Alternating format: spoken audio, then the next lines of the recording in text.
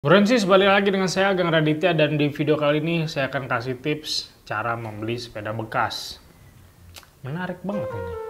Nah, pas banget nih sebelum saya sharing tentang topik ini nih, jangan lupa nih untuk selalu subscribe channel Bukalapak supaya channel ini menjadi 1 juta subscriber. Waduh, dikit lagi nih. Ayo buruan subscribe. Dan juga saya ada info sedikit mengenai promo yang diperuntukkan untuk menunjang hobi baru kalian nih. Bukalapak lagi ngadain promo jagoan di bulan Agustus. Makin banyak nih promo-promo untuk kategori unggulan seperti otomotif, DIY, kayak peralatan rumah tangga gitu ya. Nah, bukan hanya itu nih, tiap minggunya promo juga akan berbeda dari top brands yang ada di Bukalapak. Nah, catat nih tanggalnya, ada pilihan jagoan no ongkir Agustus, mulai minggu kedua tanggal 18 sampai 26 Agustus. Waduh, dikit lagi nih, ayo buruan. Khusus untuk motor dan DIY rumah. Jadi buruan deh sikat barang-barangnya yang sesuai kebutuhan kamu nih sekarang, karena semuanya ada di Bukalapak. Produknya murah, lengkap, dan pastinya original. Ada promo no ongkir 100.000 kali, bayangin 100.000 kali. Caranya gimana? Caranya seperti ini nih. Jadi kalian tinggal download aplikasi Bukalapak, lalu tap voucherku. Nah di situ nih kalian bisa lihat voucher-vouchernya. Klik pakai, lalu pilih barang yang mau dibeli, lalu masukin aja ke chart. Tinggal deh copy paste code tersebut nih, disalin atau pilih promo tersedia di checkout. Terakhir kalian bisa lanjut berbelanja dan langsung pakai promonya nih. Jadi ya udah tinggal check out aja. Gampang banget kan? Ayo buruan dipakai nih voucher-voucher yang tersedia di Bukalapak. Nah, linknya ada di deskripsi nih. Jangan lupa dicek lalu subscribe ke channel Bukalapak supaya jadi 1 juta subscriber. Oke, ada beberapa alasan kenapa membeli sepeda bekas itu lebih menguntungkan. Yang pertama pasti harganya lebih murah dong ketimbang kamu beli sepeda baru. Ya pastilah ya, pasti harga jual tuh bakal turun nih. Dan kedua, kalau kamu dapat sisa part upgrade, bonus part upgrade, biasanya tuh orang-orang yang mungkin pas awal-awal pandemi nih dia beli sepeda ya karena ikut-ikutan, wah terus seru nih, dia upgrade macem-macem, habis itu bosen. Dan sisa-sisa partnya biasa ya udah deh, ambil aja deh bonus. Nah itu lumayan tuh, jadi 2 keuntungan. Nah cuman ada beberapa trik nih ya ketika kamu membeli sepeda bekas, terutama ketika online. Di Bukalapak kan suka banyak nih yang jual sepeda bekas. Ini ada beberapa tips and triknya. Oke, yang pertama kamu harus pastikan dulu nih sellernya benar-benar seller terpercaya apa enggak nih. Kan kelihatan di Bukalapak ada rating ya, dan juga kita bisa baca reviewnya. Kalau ratingnya bagus dan reviewnya oke, berarti nih orang emang kompeten, jualannya bener. Nah kita cek dulu nih, baca reviewnya, oh ini bener nih. Terus kedua, kalau kamu kira-kira udah ngeliat nih sepedanya kayaknya saya suka nih sama sepeda ini nih, kamu chatting aja nih sellernya, oke? Minta foto-fotoin bagian partnya, bagian mana aja yang biasa difotoin. Biasa di bagian daun tub ya, itu cek ada retak apa enggak. Oke, kalau baret ya it's okay lah kalau masih baret, karena mungkin wajar ya pemakaian. Bagian daun tub ada retak nggak? Oke. Dan juga di bagian deket chainstay nih.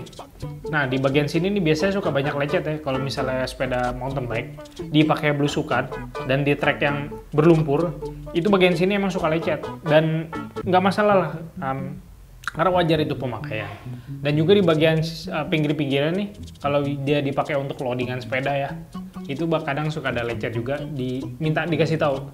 Tapi dicek juga di chainstay-nya nih suka ada retak nggak? Kalau retak mendingan jangan deh, karena itu bagian yang cukup lumayan stres ya, karena tekanan seperti itu.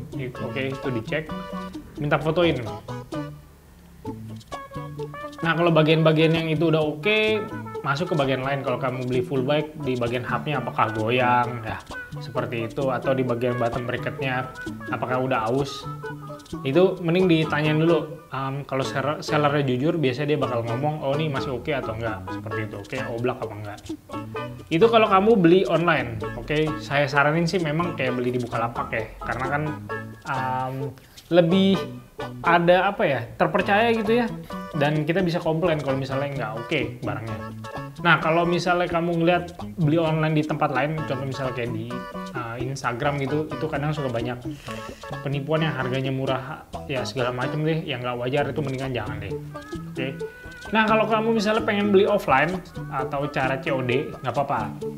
Menurut saya sih lebih bagus karena kan kamu bisa nyobain langsung nih sepedanya. Oke, bagian pertama yang ketika kamu penting untuk dicek, kita lihat nih bagian headset. Pertama kita pakai rem depan ya, kita pencet, oke kita goyang-goyangin, pegang gini, headsetnya bakalan goyang apa enggak. Nah kalau goyang kita cek, tinggal dikencangin doang. Makanya penting juga bawa bike tool ketika mau beli sepeda COD-an. Kita cek kalau misalnya cuman goyang gini doang berarti kurang kencang, nggak apa-apa. Atau kalau kamu pengen ini banget ya dibuka headsetnya tuh kelihatan, oh ini udah bekarat apa enggak deh. Itu cuman kayak terlalu detail lah. Tapi yang penting kalau dicek nggak oblak, diputar-putar masih oke, nggak seret, headsetnya bagus. Lalu kedua di bagian bottom bracket nih, ya kita putar, kita goes aja, kita pakai. Apakah ada suara hamsternya yang it. Nah, kalau misalnya ada suara kriat gitu berarti bottom bracketnya tuh udah aus ya. Jadi nggak apa-apa. Kalau udah aus nggak apa-apa, nanti bisa buat diskon ya.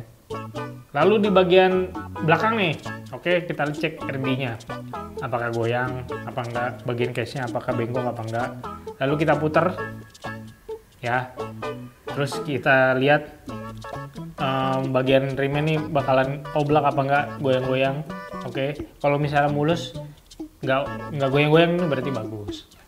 Nah seperti itu. Ini sebenarnya tips umum banget nih yang kamu perlu cek ya. Nah setelah itu kamu cek bagian-bagian yang kira-kira ada retak apa enggak. Oke, di bagian frame-nya.